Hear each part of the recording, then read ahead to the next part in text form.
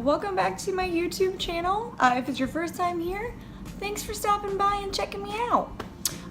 So today I'm really excited because this is going to be my first ever how-to time-lapse video, and today it's going to be showing you how I've gone through the process of making Scarecrow. So far I only have his cloak and hood done, and I am making it for one of my really good friends that is going to MechaCon with me, so I'm super stoked about it. I've been making the videos here, the timelapse videos for Scarecrow, so I'm really excited to share all of that with you guys. The only step that I did not show is the dyeing process. We ended up getting, I'm not even sure what the type of fabric that it was. It was a nice like cotton threaded type fabric, and it was an orange color, which actually was pretty close to what Scarecrow already had. However, we kind of wanted to make it a little bit darker, so we used the same dye that we used for my Cindy hat when I made that hat. So I believe it was the brand Dylon, and it was the terracotta brown. So we just kind of did that for the amount of time that it said, just to kind of give it that darker kind of tone, and it ended up working out perfect. So without further ado, let me go ahead and show you guys how I made it, and if you like it, I can also show you a process of how I'm planning on making the mask as well. Thanks for checking it out. Let's dive on in. I started off this by folding different lines to make the pattern for the front, and then sewed it down with my sewing machine. Once I sewed that all down, I took this embroidery thread. It's in the color 841. I bought it from Joann's, and then I was stitched every single one of those lines. Some just in straight lines or some in an X pattern to make the shape.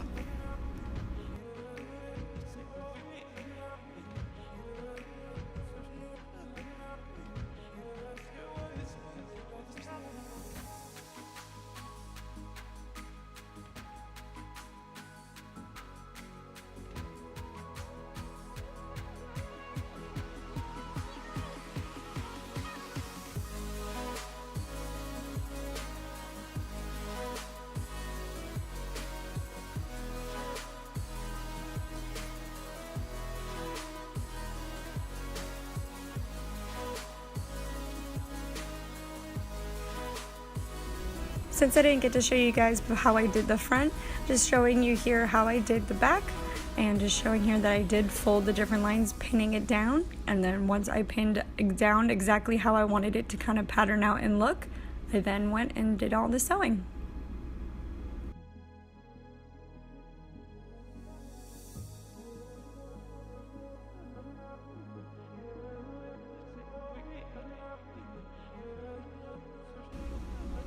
Adding this and sewing it down is honestly just an extra step. You really don't have to do it if you don't want to. You could just make the pattern with the thread. I, however, just ended up doing it because I liked that it gave it more of a shadowing dimension, as well as kind of pulling the fabric when you're sewing it.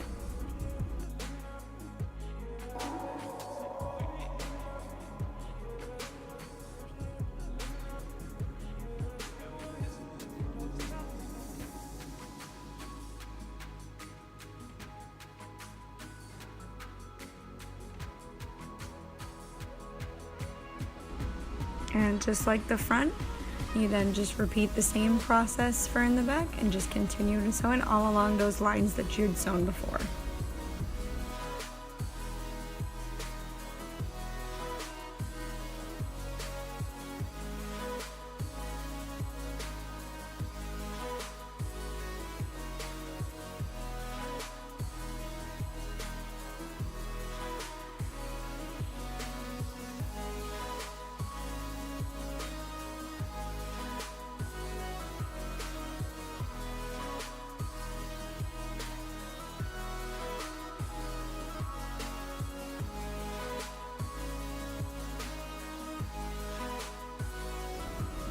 And once I was done sewing it all up, this is how mine ended up turning out. The coolest part about Scarecrow is that His is kind of just supposed to look all different, and it's not supposed to be perfect lines. So it doesn't really matter in what way you do it, just whatever way you think is going to look the coolest.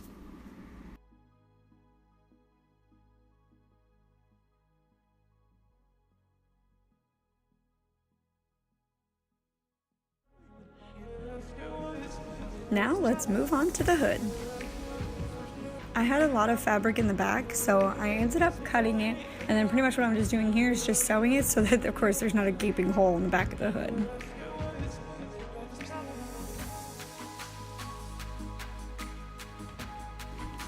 I then took the same thread that I used on the cloak part to then add that kind of extra feature onto the back, so you don't kind of just see this plain stitching through the back. Gives it more character.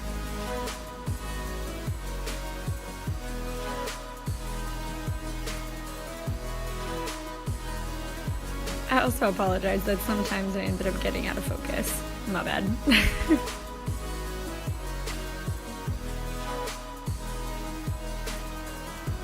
I also did 2 stitchings on the top of the hood to also give it kind of more of the same type effect that it had on the cloak.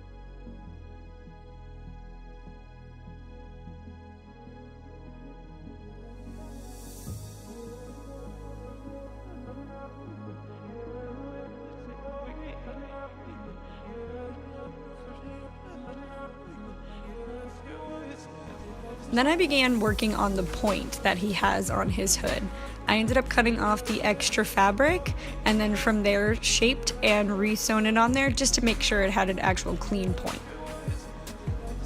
I decided to add a few more stitching design to the top of the hood just so that it doesn't look super bland. It gives it more to look at in the front.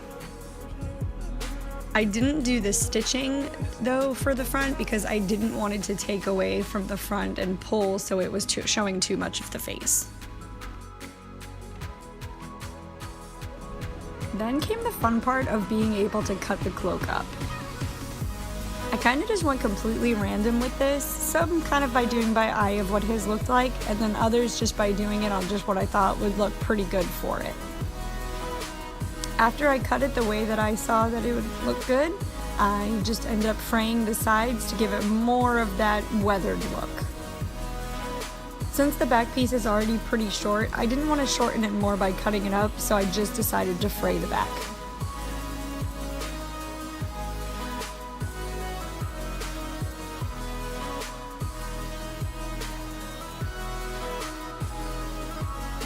I wanted to give this the same shadowed, dark kind of look that his cloak does as well. So I just took black paint and painted all over the edges of each piece here. I also went and added some black paint to some areas of where the string is, as well as different parts all over the cloak. It's also kind of a bit of a messy process, but I did end up smearing it as well with my hands to give it more of the smudged, unclean look as well.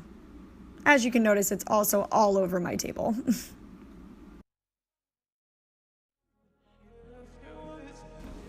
I didn't show it on camera because I totally forgot to record it, but then I did attach the hood to the cloak part, and this was the finished product.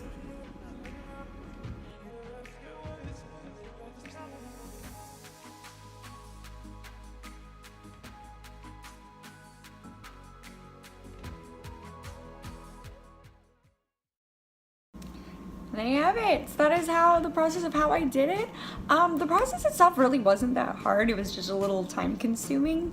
I did do it over a couple days span because of work, and just when I started working late on things, I wasn't able to kind of do it all in one span. But I also like breaking it up so this way it doesn't come like super stressful or anything like that. But yeah, so I hope you guys enjoyed it. I hope it helps you out if you're going to be working on a Scarecrow cosplay. Alright, see you guys later. Bye.